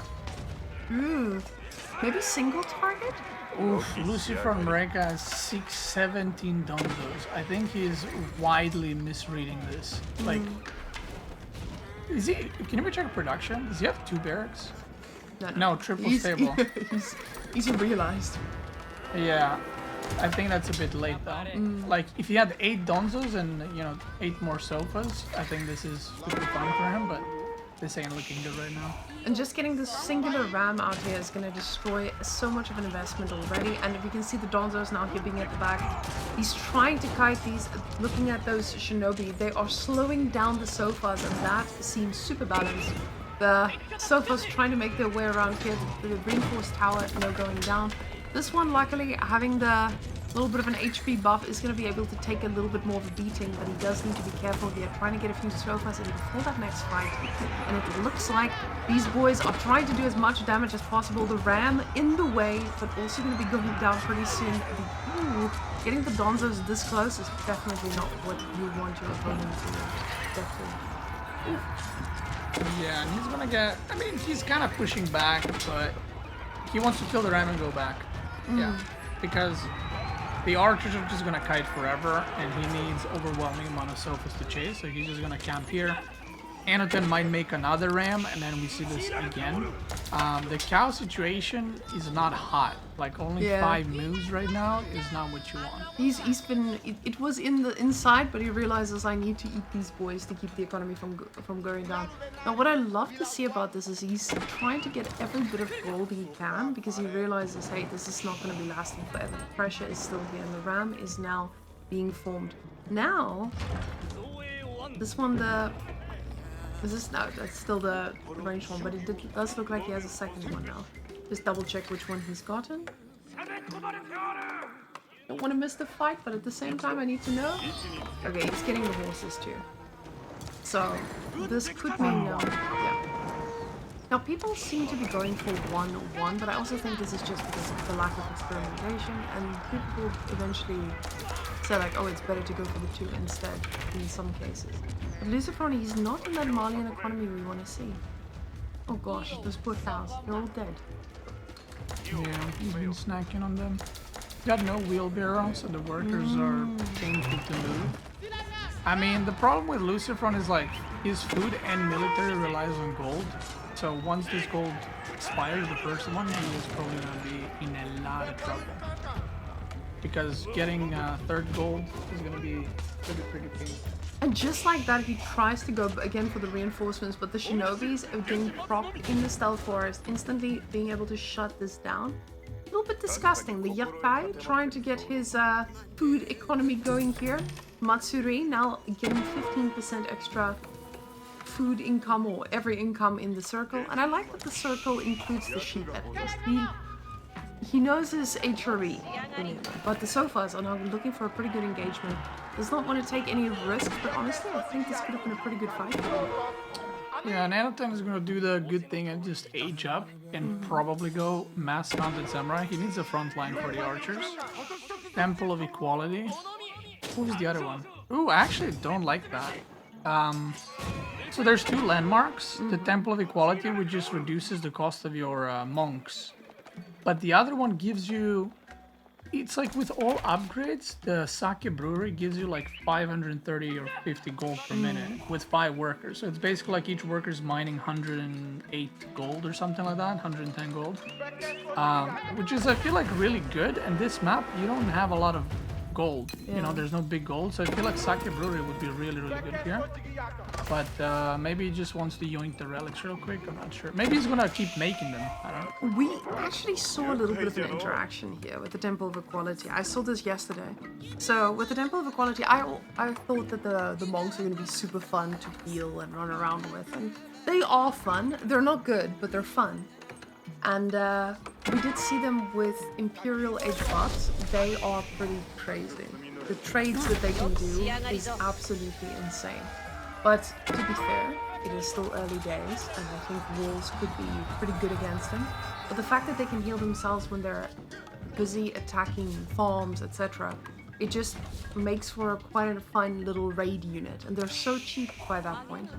So that's what we've been seeing some people do with them. But of course, gold income feels a bit stronger. I made some like in melee comp. Like I've seen a lot of people play Sengoku like against me, and when I observe, we're gonna see a big raid coming in, and that's the other gold is on the left side, so you're gonna have to defend that. But yeah, everyone's pretty much going like mass Yumi horses. But I've kind of been leaning into mass infantry because when you get spearmen with deflective armor and samurai, and then samurai have bows too, that's pretty strong. And these shinobis are doing so much work. Yeah, even them just slowing down. This is something we saw from Anotand and LucifroN both of them. Oh, he's getting smoked. The military supply is terrible, and Anotand lost 20 workers. The thing is, both of these players, it feels like the moment they get overwhelmed, this happens. It's like there's just so much going on, and when you watch like you and Rainlord, and I would even say Louis, and Louis also does this quite a bit, but Wham I think is a good example. His villagers never go idle. Like they will have the next goal. Because they're building walls. Yesterday he was allergic to walls actually. He actually chilled with walls. Yeah. He's chilled with walls a bit, to be fair. I'm kind of sad about that. Yeah. Wham walls were a really good joke for a while. Yeah.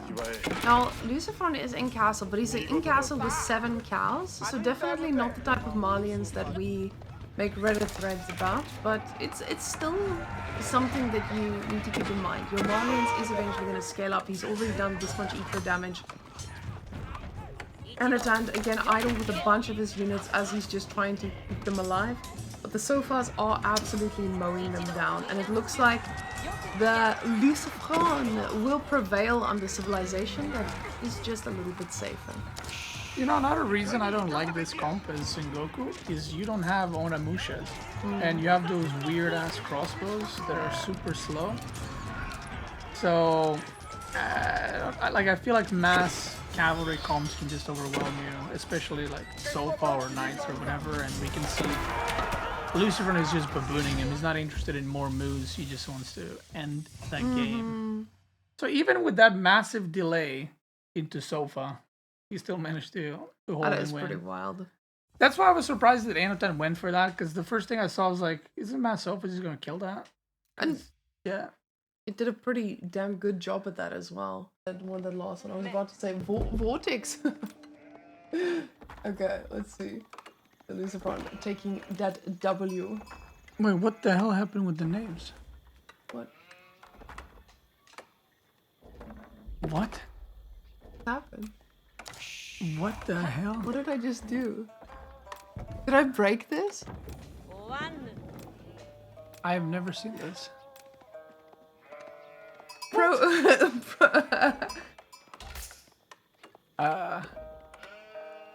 I mean, No, but how are just the names and the names and Russian? civilizations? Yeah, this is Russian actually. That's so weird. That I've is never such a seen that. weird bug. And you can see everything else is working fine. Yeah. How did I even do this? I don't know. This is why you don't put a woman behind the steering wheel. Sometimes she's just gonna drive off the cliff. I'm sorry, guys. It is what it is. Oh wow, the barracks opening. So, we've been seeing this a little bit. Oh my god, everything is confusing. Okay, so with the Varangian stronghold, also, people haven't been making the war camp as the house. Oh no, they don't know. I think they don't know. So a lot of There's players... no reason not to. Yeah. You can only make one war camp, right? Yeah. Okay. Damn! What's up? No, guys, this is fun. Flip again a few times. Hold on. No, we're stuck, You boys. can hold. Which one was that? Alt Shift F. Nope. It is what it is, boys. Okay, you have to register. No, that's too much work, Happy. Cast reverse. Yeah, it is what it is. So, question now. So basically with the Matsuri, That's a Lucifer Matsuri, I can tell you that. I hate this about LucifroN and Vortex every single time. Watch him just put every building around him now. I cannot stand watching their HRE. When I see them pick HRE, I just want to run away. Why are we making HRE chapel like this, and then there will be a house? There's always like no and like space a to barracks. put a farm. Yeah. Yeah. Maybe they just aren't perfectionists. Yeah. Yeah. I think it's not even like perfectionist. Like... Oh, he went on the back of gold.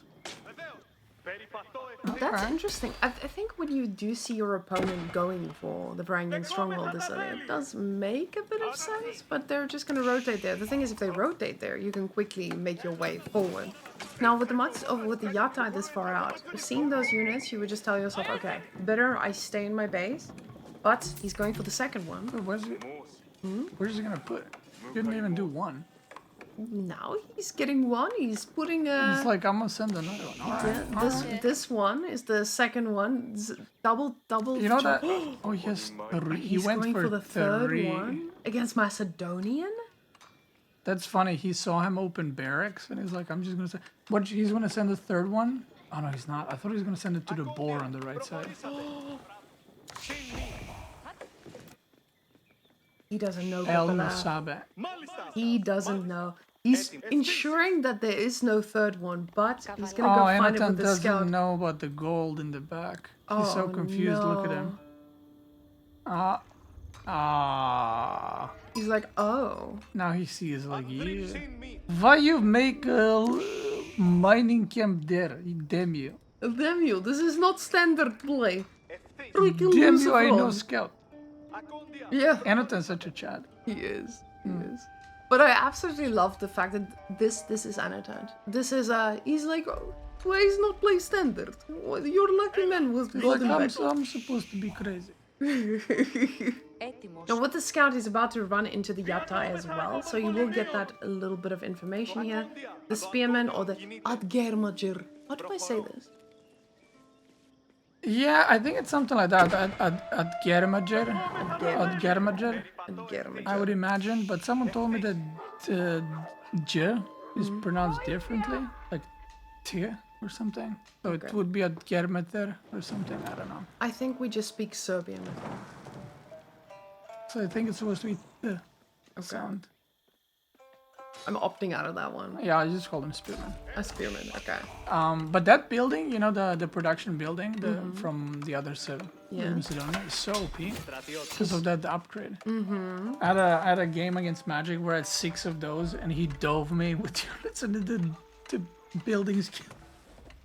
It was really funny. Are you making a song about that soon? It's dying to really strong buildings. actually. Like it's because it's 2000 HP too. So And you only get it once? yeah, You get it- once for all of them. Oh god. Yeah. And they do 10 damage. So- So it's like, Okay, see now that feels like something that needs to be individually upgraded. yeah. Because like a tower. Because if you could get one upgrade for all your Well, towers, it's a it better makes sense. tower. Yeah. And you actually pay as much as for one tower, but you get it on all your towers. for free. Yeah. There's some things that's like, it just is OP, but maybe the Civ needs it to be OP because oh, there it is. Oh, he's butchering it already. He's going for the Yumi. Well, watch. He's gonna make another production building right next to it. Watch this. He's just Oh, I gonna didn't block. notice that. Oh god. He's just gonna block it completely. And he put Cocker Township, so it blocks that Oh side too. no. So if we swap like this. Oh. Again? No, I'm not swapping. Oh, you have it on that one. I thought mine was on P. Yeah, so he's blocking it for sure. Definitely. But Maybe he's chopping that wood line so that he can build farms. no, so he can build another production building. He's like, I need 5 more. Oh, there it my is. god, stop. There it is. But I have a theory about this though. I have a theory. And he left like no space in between us. It's not even like a budget farm. What's your theory? I have a theory that LucifroN there't want the games to go that long. So he's just like telling himself the game ends at like 20 minutes or we're out. Right. Because theoretically, it shouldn't matter at that point. You can make a few farms here, a farm here, and you're still good. Right. After 20 minutes, you're not so good. So he's just ending the game before then. Yeah, that's fine. They're like, this is efficient. Because I don't gotta send my villagers too far. That's true. You see? There was a game one time with that against Vortex. He played HRE and he was building like this. And then when I scouted his base, he had like a farm next to lumber camp and then like a farm next to forge kind of thing, and because he had no space. But he was like, I can fit a couple in there. Yeah. No, this poor Yatai is working his heart out, but with the sheep getting eaten, this poor man is not going to be long for this world. There's a bunch of deer he could be on, but these two are snacking. It doesn't matter. It doesn't even matter. Should we check Chad's base? Chad? What is he going for? Grand Winery? Brangan Arsenal? Okay. That landmark is actually really strong. This one or That one. this one, the Grand Winery. Is it stronger than the Hippodrome that gives you Yes. 3 free units? Because isn't that like... Okay. I think this is gonna get nerfed. Really? So it gives you 30%? 30%, so you can go early farms, and your farms are like English Imperial farms. Ooh. Okay, that makes sense. Okay, never mind. It does it's- sound... Yeah. Okay, this sounds kind of fun. I haven't really decided what civilization I'd like to play. I wanted to go for Sengoku. I really want to because of the shinobis. I think it's a super fun mechanic. But then I see something like this and I'm like, oh my god, I Look, love That's why he's Byzantines. doing early farms. We're gonna be getting a nice one tonight. So, Oh no, no. Okay, never mind. I no, thought no, it he's was. building a house, but also blocking so you can put a farm in between. The house is in the right blocking too. He just keeps us on our toes. I don't know, what's it would be good for you? You know my playstyle. Longbows. I mean, honestly, Macedonians are pretty good for that. Their archers are really strong. Now, the thing is, I don't really know where to place Macedonians yet. Like, I No, don't they're have a pretty build good. for it. They're very easy to play. Okay. They're Okay. probably the easiest to play, I would say. And we've been seeing a lot of people go with the cavalry upgrades here with the silver, especially in the early game, because they do get that extra bit of spiciness, I guess. But also it's your mobile unit you want to be using early on. But now the archers, with your composition being mainly archers, it does feel a bit rough. The thing is, we're watching two players who love raiding. Oh my god. One of our games was 55 minutes, and it was just them killing each other's villages. There was like 250 dead villagers that game. And it was a lot of raids and a lot of horses. So, yeah. LucifroN7, both of them. Wait, Anotand played Sengoku earlier, right? I have a question. And they're both spamming the same thing. Yeah. What are runestones? Because I keep seeing that word. I don't. So click on one of Anotand's units. Units. The other one, archer. That. So you get +1 ranged on your ranged units, melee damage by 1 and speed 15. But the thing is, it's like, you have it up all the time. Like, I don't really... It's not like you have to pick where you place them. You can just, like, throw them everywhere. And it just seems really good. Like, for your archer stuff, +1 range, and for your fucking... Movement speed 15% is crazy. Like, it just seems really, really, really good. And I'm doubting that one a little bit. Because when I played it, I'm like, yeah, I have this in everything. It's not like I have to pay attention when I'm using it. You're just spamming it the whole time. Oh, some of them are influenced. That was a mistake, man. Yeah, he's like, fuck. Yeah. He's like, let me build a house over there to compensate and stables right there. And also he built the daimyo, but he doesn't reach the other arch. Oh no. That's why he's putting the stable there. He's just building more buildings. So, a lot of people are asking, and I've seen this a bit, why is Macedonian the easiest to play? I mean, they don't have any complicated mechanics, literally. It's very straightforward. Like, even their barracks, the stronghold, it produces... Does he have the boat building? But he didn't make it?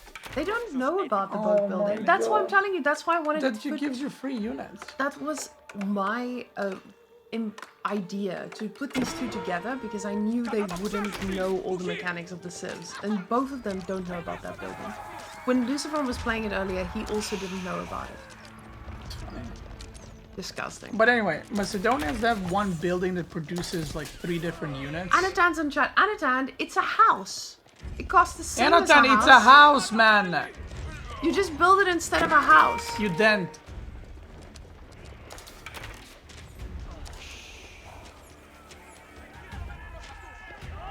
It's built it in 27 or 15 like a house. True. Let me tell you, you lost so many units, you could have gotten 5 houses out of it. Oh my god. Well, now LucifroN is in a good spot and he's just snacking on everything. Yumi Ashigaru is snacking on that one and another one.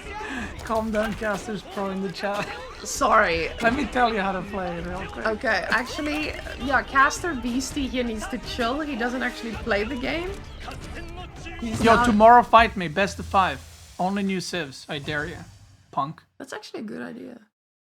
He dodges. Whoa, go easy. After what I've seen, you just lost this game. What do you mean go easy? You just killed your ass with Yumi. That's crazy. That's crazy. You found 3 sheep? Sounds like a you problem. That sounds like a small... Go watch Magic's video as a scouting guide. Guys, look away. Look away. Oh my god, Anotand! Unhide it right now. You gotta play the mirror match. Be careful, Anotand will downgrade your rank in the official caster. I was pretty high, if I remember. I was like an A tier. I'm happy with that. An A tier caster or an A tier player? No, A tier player. A tier caster. But A tier player. Wait, what are these guys doing? Wait, hold the phone. What is LucifroN doing? I'm holding. I don't think you have the economy to sustain this. Ooh, you know what? It's funny. Sounds super Your funny. stone is never in range of your TC with this civ. So if you play a... See, there's the thing. If you play a mirror match, Lucifer knows that his stone is not in the range. But I don't know if that's good. That's kind of interesting. Did they know that, though? I mean, I hope so. Oh, Anotand, did you know that?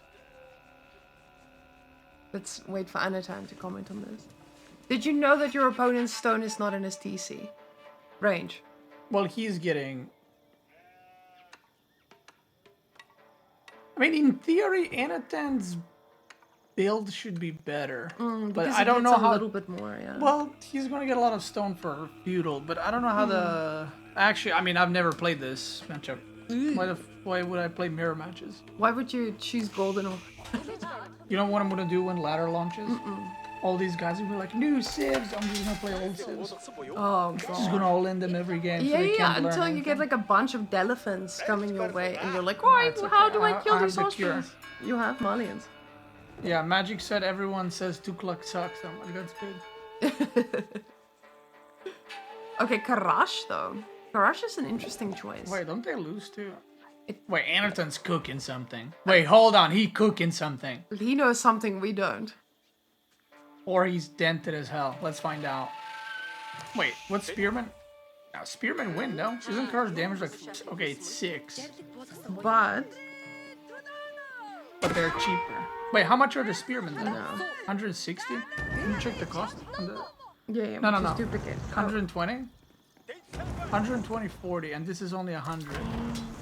That's pretty 5-head. Oh my god, Anotand is actually super Wait, smart. does that work? Oh my god. Anotand, I knew you had to have a lot of brains when I saw how tall you were. Oh my god. That does actually feel pretty good, because now he's gotten quite a bit of stone already, 170. See, this is how you get like... Oh, now Lucifer's like, wait, I'm gonna make those too. Like, those are actually pretty cheap, damn. Wait, yeah, Lucifer's like, damn, they're only 100. Okay, I'm gonna make a couple now. And the thing is, these guys are not gonna buff, right? Oh yeah, true, because they don't buff each other. Wait, is Lucifer cooking? Is Anotand gonna be schooled right now? Wait, who's cooking who right now? I lost track. I think LucifroN might be cooking the moment those bad boys arrive. And then Anotand's gonna be cooked. But the problem is, Anotand's gold is also in China. So he's gonna have to stay in feudal. Oi, oi, oi. Wait, God. Cutters don't have a charge attack. Can you mouse over on their attack? Yeah, they don't. They suck. Ooh. He's gonna make a tower. Ooh, he's got the resources for it. Oh, oh my god, he's Lord, putting the have boys. mercy. Oh god, Anotand, what are you doing? You chat. Oh my god. He's making the Okay. big boy. I'm not gonna lie, I thought Anotand was cooking there for a moment, but I think what he did is it just sucks. And that's why he's gonna lose tomorrow in the best of 5. So there's actually a best of 5 happening between the legendary Anotand and Caster Beasty Cutie. Yeah, I'm gonna prove that Casters are superior players. Nice. That's pretty good. That's a good idea. The thing is, what you need to keep in mind is Anotand sometimes stops making villagers when he when he feels like he's had enough. But the Uwu stays alive. Who's the hater now? I'm okay, Anotand, yep, in the chat. No, but my point is, he could have just done all that without the barracks. He could. Now, if he had a different gold spawn, like on the left, that wouldn't work. Bro, your thing is on fire. Your thing is on fire. Okay, he's got it. So now, in theory, golden dent's coming up for both. Now, in theory, that's a very far out golden dent. Anotand should have a pretty good advantage because he's got 260 stone. But does he? He's gonna have too much gold. But what is he going to do with 260? He's getting his Batukan. Batukan. He gets to lose it and get it again. LucifroN 100% going for the second age up. And Anotand also 100% going for the second age up. Okay. Yeah, both second age up. So, let's see. When do you go for the total goods? Or this age up? I think it's good like late game. Because But- obviously your units are a little bit tankier. LucifroN? Building cards. Building cards. And now Anotand. Building cards. Boop, boop, boop. Boop, boop, boop. Boop, boop, boop, boop, boop, boop, boop. Come on, Anotand. Are we gonna click it today? Oh! Anotand's cooking. No. Yeah. He's cooking. I hate it. Why? Can't you believe it? It's just 20%. And he already has the stone advantage. Oh yeah, true. But Do you know now, what I mean? but now, And it's LucifroN. but also now, he's gonna be able to afford with the stone he's got with the Khan and the Thor goods, and LucifroN is not. You can do that without. Yeah, true. Because they're another 140. set. I'm just believing. I'm just believing in Anotand. I love the fact that the Uwu doesn't expire. 10 out of 10 design. That thing is OP. You know when you The can relics? convert relics? Yeah. I had a game with 5. I had multiple games with 5 relics and 3 Uwus, and you can get every upgrade. That's disgusting. Golden Horde is OP as hell in the. So let's quickly see the other one. So the relics and the other one will be the Conquered Rus territories. Still don't know what that means, so I'm just out of that one. We Your go for armor really units cool. get 2 armor. Perfect. Ranged armor. But then the second part is like so confusing, and it's like, why not? Yeah. Just put numbers in Just there. keep put like 50 wood a minute and call it a day. Everybody gets a shield, but wood. 50 But per some minute. don't get a shield. Yeah, yeah. Because How do you equip them? Because no, I just feel like it doesn't impact the gameplay. No one's gonna be like, oh, I got too many units with shields. I need to not make them so I can get wood. I just feel like it's a bit weird. Look at a couple of casters doing what they do best. You're telling pro players what they need to do. You're right. You're right. 8 minutes in, we're almost fetal tempo. I mean, Anotand, you're just setting the pace for the game. We're learning right now. What do you want? Doctor just wants attention. The dog feels excluded because Beasty is not in his room. I am in my room. And we're both here and she's not in the middle. She needs to be in the middle. Ooh. Ooh. Ooh. I'm just getting attacked.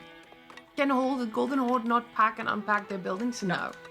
They are the Mongols if the Mongol was in a stable relationship with their lands.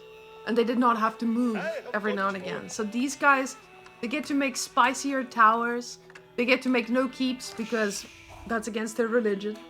But aside from that, now we have Khan on Khan action. And the one, it's got more HP. I can't believe it. Okay. Khan's OP. Really? Because he's like a little knight? In Feudal Age, your archers can get +2 damage. Which puts them at long wood in.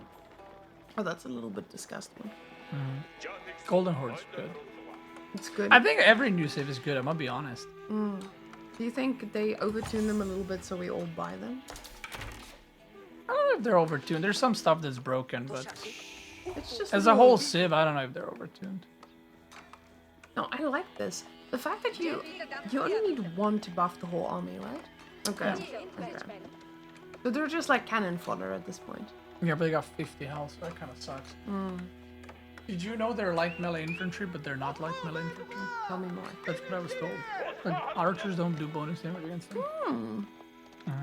But they do melt like butter, so it looks like they're... They got 50 health, so you know. Now, what's interesting to me here is I feel like nothing's happening. Neither of these guys are like, okay, I'm gonna use my unit. They're just kind of sitting back and like, okay, I'm making an army and this is going to be the biggest surprise of his life. My villagers moving out into China right now. LucifroN, he feels confident. But Anotand, he's got the boys. Anotand's about to say, what's up? Anotand was watching my guide as he was playing this. He's like, okay, what do I build next?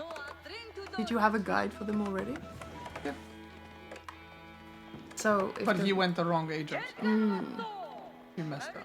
No, the thing is, this is a pretty heavy army. And I mean, this is a pretty diverse army at that. But Anotand, he's getting his archers in his base. It's just... Is he going to be given the time? The tower actually doing quite a bit of work there. Just ensuring that he doesn't die. Love that for him. This is a weird matchup. I'm not gonna lie. Because, Because it's the same. It's a mirror matchup, but it's like one of those slow mirror matchups, so nothing's happening. And if you push, the other guy's just gonna have same amount, and they're both gonna have towers on. Wait, is Xander going? Anotand going for pastures? Let me check. His bait. Ooh, he is. I've He's seen some players snacking. do this, but I don't know which is better. I need to do some maths. Corvinus already did the maps. You just need to talk to him. And once you talk to Corvinus, he's done the math. And apparently this is busted.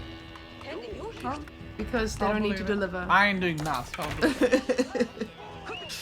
Now, that's the one thing about this mobile composition he has. He gets to now dictate where the army goes. But at the same time, if LucifroN's army gets big enough, he just gets to push out and shut down. But there are towers around the map. Let's go see the other deer pack. He's already got this one reinforced as well. I love that they're not overcommitting here, just ensuring that there's 5 vills out here, like any normal tower, but it's a little bit more intimidating. Yeah, LucifroN's food per minute is ass. Because he doesn't have any... $2.99, 432. These guys are like... So apparently their gather rate is slower here, but because they don't need to walk back and forth, it's good. Yeah, they just dump. But what's interesting is LucifroN's not making any torques, so his con is gonna get mowed down instantly. Which means that Anotand will have bonus damage. LucifroN will not. And I also always prefer Knight Archer or Spirit Archer. Yes. So I don't like LucifroN's comp.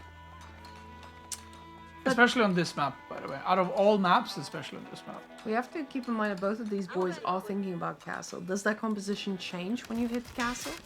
Well, that's the thing. It's weird to transition out of Spearman Archer. Like, what are you going to transition to? Man at Arm Crossbow? Yeah. Which is the same thing. And, yeah. The Anotand's done shooting the commercial for Head and Shoulders. He's going to be harassing a little bit. He's like, this hairline is prime position for anyone to look at hair, yes. Oh my god, that's exactly what he... And of course he goes for the weird age up. Classic. Muscovy Yasak. He's like, yes, I see Rus cavalry, Rus bonus. I understand Russian. I can... But that makes sense, actually. LucifroN's going to go for the other one. Oh my god, they're going opposite. I'm calling it. Okay. Boom. Relic was. So it makes sense for Anotand because he's got armored units. I have a serious question for you.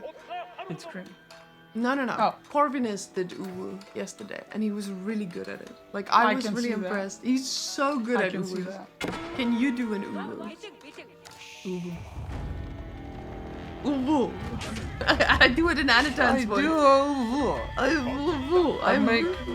I think Muscovy Yasik is better because Uwu is just not what I need. I'm not gonna go for so many relics. Yeah, I don't like... Okay, TLDR... Well, actually... I like Anotand's approach here better. I don't like... I don't see what the point... Like, what's the goal here with LucifroN? Okay, you got a bunch of Spearman Archers, and now what? Now we stand in our base and hope for better days. You cannot leave your base. How are you gonna get relics? And the thing No, is... go on, tell me how you're gonna get relics. No, you're not... You're Whoa, not getting... big patches. And then you're going relic Ubus, but you can't get the relics. Yeah. But big patches can move out and take care of big horse, you know? Yeah, and then big horse runs by and kills everything. Like now. Big horse Funny, about he to made attack. 2 towers. 2 towers for 1 villager. Oh, for the same villagers. I don't know, man. But for the future, this is set up. I mean, sure, I guess. Now, what I like to see is the fact that it's not a mirror match anymore, but what he can do to get those relics now is he can take his big group of units and he can move out and get them. But my biggest concern here is, ooh, he's changing his mind. He's getting cashies. Oh my god, he's going for cashies. Yeah, but so this is my favorite part about this age up. So go to LucifroN's dent. So just wait for him to age up. This is my favorite part about this age up. Hold on, let him cook. Not that one, the previous one. Look, he gets a cart, and he can make a monastery now. Oh my god. Does he could. know about it? Does he know about it? Theoretically, he can make a monastery with it. Yes. Yes, he can. He can technically make a monastery with it. But he says this is too good. This is too good to be true. Yes. Okay. Nice, nice. So he now gets his prayer tent. Boys, we're gonna be religious tonight. Villagers snacking in and out, but the archers are gonna go fire at these armored little daughter goods. And they're gonna say, guys, we're too good to take any of this damage. Look at that. They're barely getting tickled. Oh, he's getting harassed on the woodline. And that's why you go cavalry and guards. Oh, look at more cavalry. You know what the biggest problem with going cavalry when opponent already has cavalry? You have less cavalry. That's usually and so to do the math, less cavalry, less good. More cavalry, more power. Yes. Okay. More good. More better. Oh my god, the economy is in shambles. Khan's gonna die. Oh god. He's trying to counterattack the archers though. He's No. Anotand's baboon is gonna go for the villagers. Look at him. Look at him, goblin. Look at these archers. Look at these archers. He's a goblin. Look, he's going for the villagers. Disgusting. Oh, the villagers If popping you out. know villager, I kill. Yes, villagers. Good Oh, look at the spearmen. They're like, oh, what year is it? Where am I? Spearmen arrival. Keshiks are dead anyway. And See, the spearmen literally didn't fight. well, at least they looked pretty scary with all those sticks. Very nice. And now, with these Keshiks though, he's got the feet on the ground. But yeah, I think when you're playing a matchup where the other guy has Keshiks or knights, it always feels like they're just in a better spot because they get to kite you, they get to dictate where they're attacking, you have to be the responsive one. Yeah. But he had those choices. He had the same choices and he just chose to make it different. Yeah, that's why I'm like, I'm not... You're not a believer. I don't know why he went spearman. That's my thought process, basically. It's just, I don't know. I mean, maybe he prefers it. No relics were snatched that day. I mean, kind of snatched. There's one kind of snatched, but the rest of them are not snatched. Oh, Anotand. Yeah. If you go relic Ubu's age up with no relics, that's pretty... That's just an Ubu age up. He's getting a relic. Oh god, he's gonna lose another one. Is that stone in the right side? He's gonna lose that one too. He's getting Karash up, right? Makes him a bit less shit. Okay. So what are they, like, as far as horse goes? What is a... The Karash are just like the buffing you need more. You need more because they don't. Okay. Okay, so we're having a base trade. Look at Anotand's base. So this is LucifroN's best chance. When you lose a bunch of villagers and you have mass infantry, you only have a choice to counterattack. And because he just got Keshiks in his base, he just decides, yeah. It is what it is. Yeah.